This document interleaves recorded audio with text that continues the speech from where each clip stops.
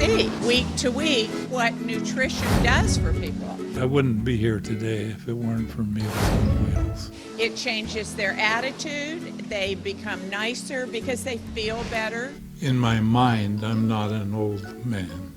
They're more likely to try to get out of bed, try to improve. When people are isolated and they don't have nutrition, that is a very bad combo. Now, you have to sign in. You're not going to sell this on the secondary market, are you? This is affiliation talent.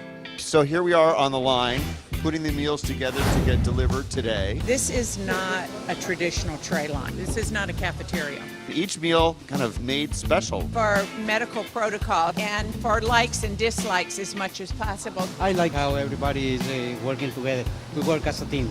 So here we have some gorgeous turkey breasts. It has a beautiful sauce on it, and a lot of the herbs that we use to make that sauce are grown right out here in our little organic garden. Hi, Walter. We'll stand right here. Are we going to be in the way? Are we okay? We're okay? You won't throw us in a pot, Walter?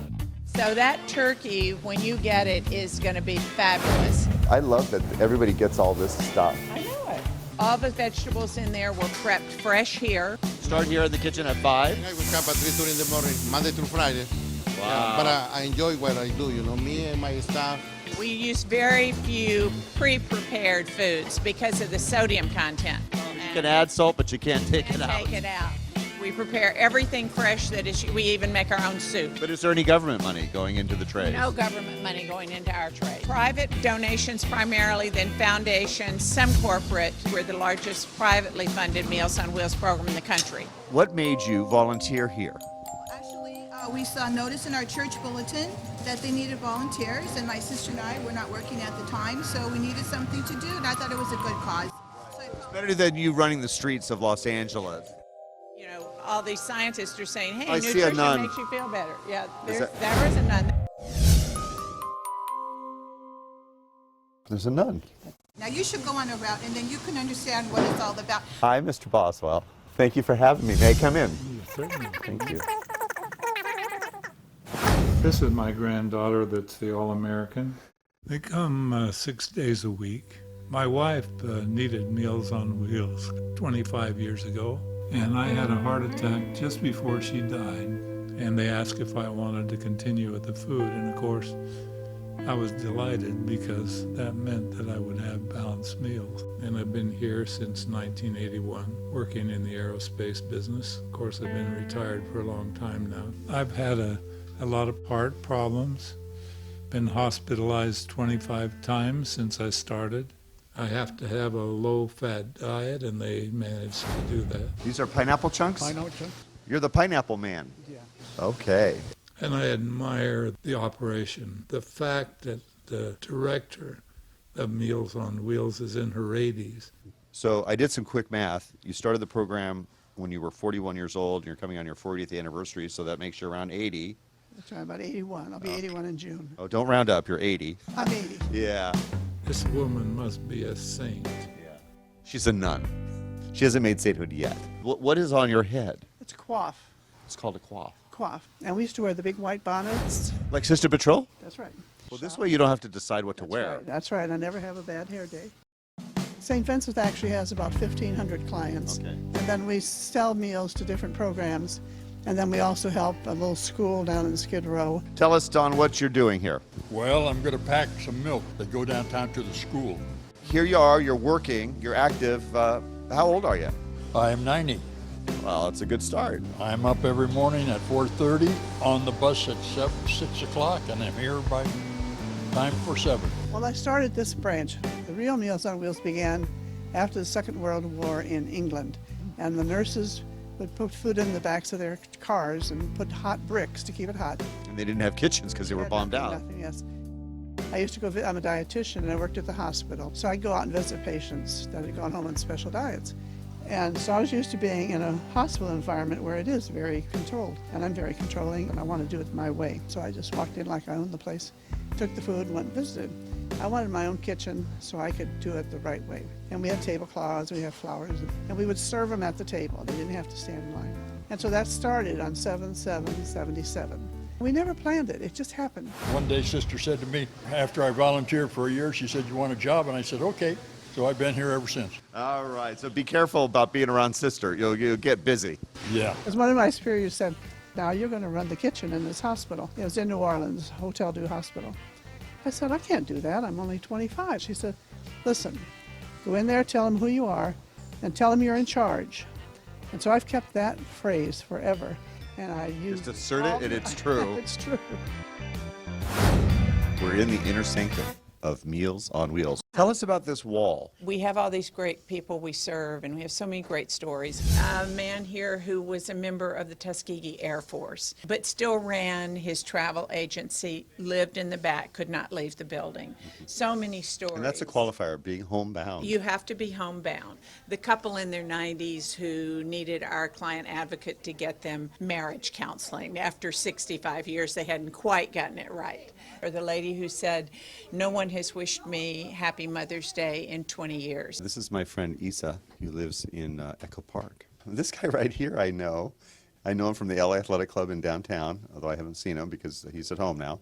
Did you know that he walked across the United States of America barefoot? And he has the original newspaper clippings. Yeah. He's great. I keep active and interested in everything. Well, I walk around the block every day from 1 to 3 times. I have to use a walker. I have a couple of thousand books, and now I have to use a magnifying glass sometimes. I noticed on your coffee table here a big banner. It looks like some kind of genealogy. Been a lifelong passion of mine since I was 18 years old. I've helped more than 400 people, all of whom have made major inroads because I'm really good at this. There's no Bastian in this book, no royalty. There's a client with a puppy dog with them. How do you help people that have pets, I guess kitties or doggies or maybe even Bird. a snake or bird? That's a lot of cat food. So we have a really active pet food program. So we do occasionally run fundraisers specifically to take care of the pet. We don't, if somebody sends a donation, we don't divert it into pet food. It has to be specified. We're happy if the client's happy. We have a lot of clients who are in their 40, 50 age range. We even had an 11-year-old client who was waiting for a kidney transplant. Right. And we were able to serve that child because she was homebound. Where did that accent begin? The very slight one. I grew up in Greasy Corner, Arkansas. Ah. Is that the name of it? Yes. Greasy I Corner? didn't make that up. You think I can make that up? It's Greasy Corner? Greasy Corner is Arkansas. It's a village? It's a town? corner. Can't you tell? Greasy Corner. Oh, okay. I don't know. Beautiful Carla Limley. Carla, like so many of our clients, never gave up. She just kept on keeping on. That's Lemley, like Lemley Theaters, Yeah. right? And with the nutritional support, she was able to live to almost 105, and she was very vital at 104 3/4.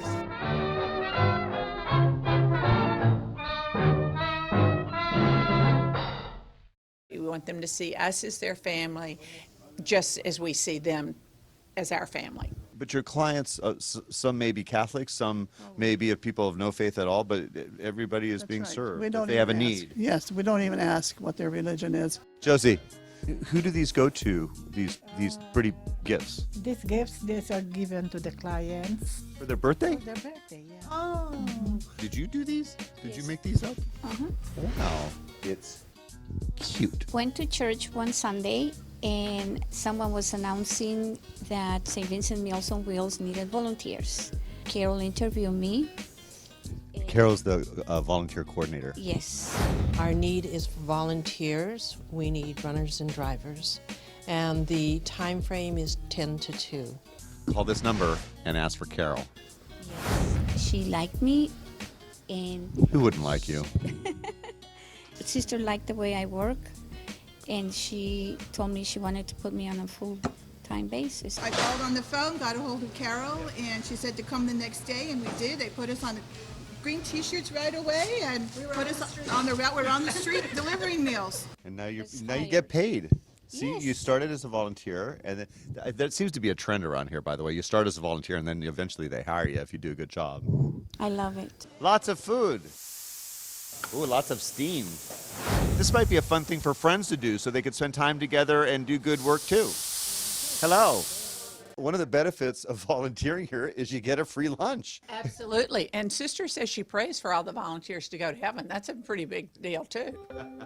2 for 1. Would you encourage other people to volunteer? I would. It puts a good feeling in your heart. Well, carry on. Should people be retiring at 65? What do you think, Don? I think they should keep going as long as they feel up to it.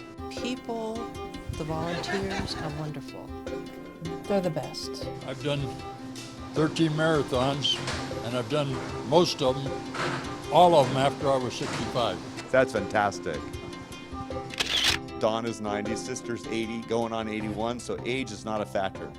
If you have time on your hands and you're sitting looking at this, come downtown now and volunteer at St. Vincent, Meals on Wheels. Here's the link. That's enough. You know, my mother told me when I was young that I could always be as happy as I wanted to be. So I refused to be depressed. That's impossible. I have too many things going. Good nutrition and a friendly smile go a long way towards improving someone's quality of life. My mother lived to be 100, maybe I will. Do you ever see yourself retiring? No, I don't. I want to, die in my shoes, walking and doing what I'm supposed to be doing. I hope I can. Well, So I'm trying. you'll be of service and never get bored. I hope not. I'm never bored.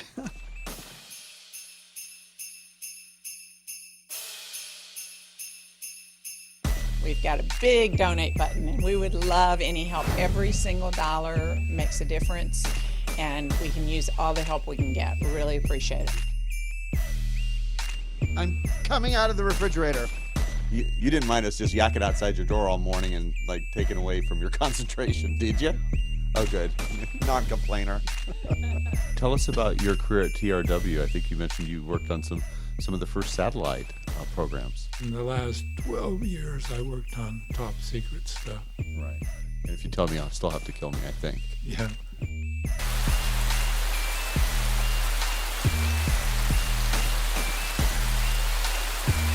National Meals on Wheels was meeting in Minnesota then. I was the president at the time, so they asked me to throw out the pitch.